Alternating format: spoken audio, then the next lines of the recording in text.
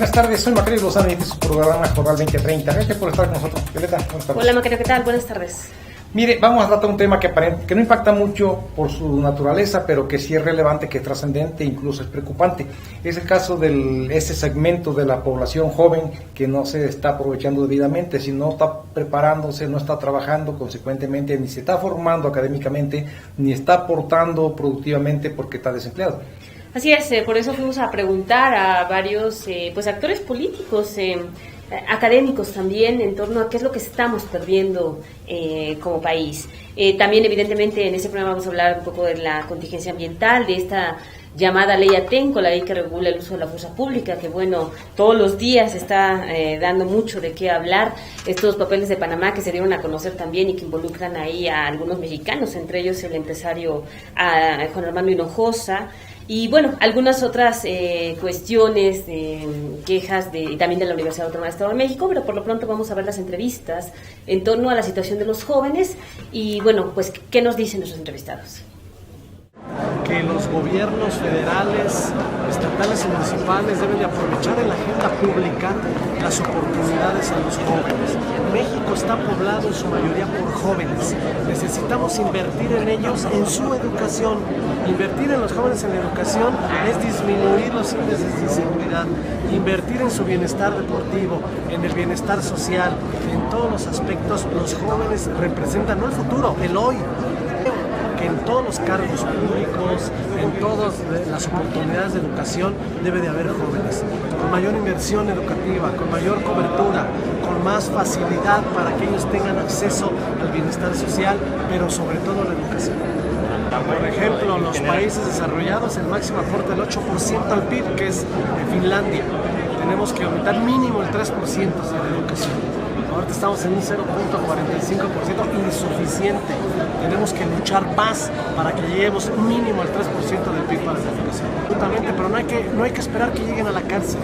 Hay que atraerlos con educación, con inversión social. La mayoría son jóvenes.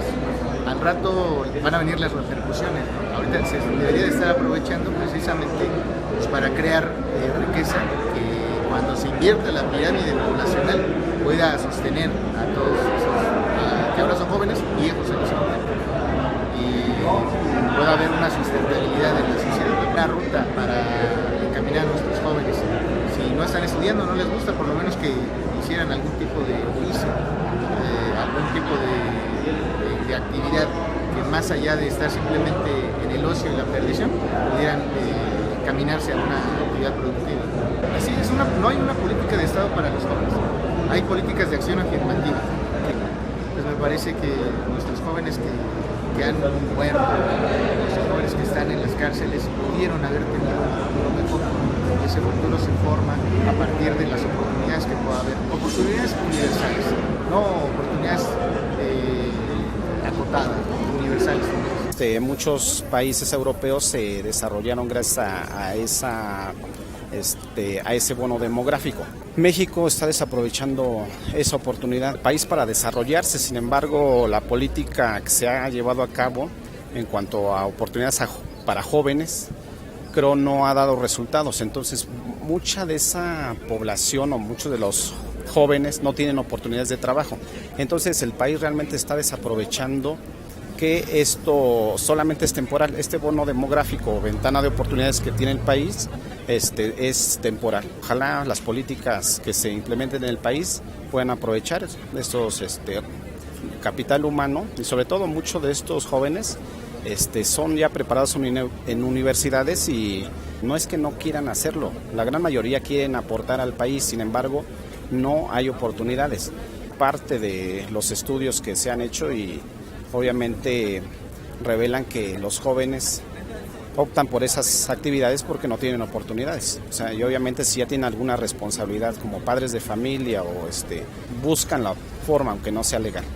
A comparación de muchos países, la población juvenil en México es amplia, así que creo yo que ahí está en la mayor área de oportunidad para el país. Impulsando justamente más espacios educativos, mayor inclusión, decíamos, se tienen que diseñar políticas públicas que fomenten el empleo y bueno, en esa medida seguramente ellos tendrán mayores posibilidades, mayores oportunidades, y esto le va a dar pues un potencial tremendo a nuestro país. No podemos permitir que haya jóvenes que no estén motivados, jóvenes que no encuentren posibilidades, decíamos. Se han modificado, por ejemplo, las condiciones para un primer empleo, para que los jóvenes puedan, porque muchas veces acuden, piden trabajo y se les exige experiencia, pero nunca han tenido esa oportunidad. Así que las empresas, el sector empresarial tiene también esa responsabilidad, la parte empleadora y también la parte educativa, desde luego. Mire, esta situación de los jóvenes que no trabajan ni estudian y que despectivamente, peyorativamente e injustamente le dicen los ninis, como si ellos deliberadamente no quisieran trabajar ni estudiar, cuando la verdad que no estudian ni trabajan porque no pueden. Entonces, es una cuestión grave, es delicado en primer lugar porque el país está perdiendo la aportación de este universo de la población joven, pues que está en su mejor etapa productiva y no trabajan ni se está formando.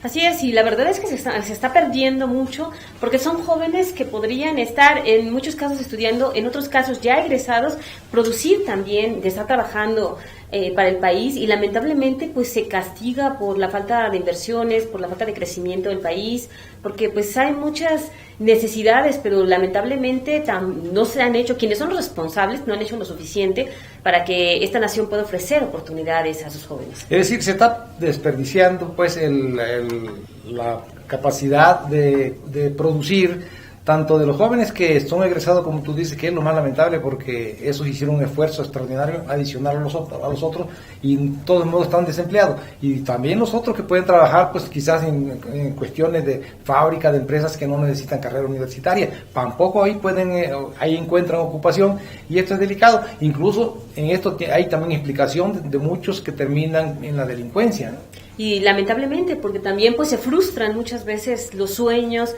de un joven y de toda una familia, incluso que tiene pues por estudiar, y que vemos a veces que hay jóvenes que no aprovechan mucho cuando están en sus estudios, y hay otros que morirían por estar en el aula estudiando una carrera universitaria.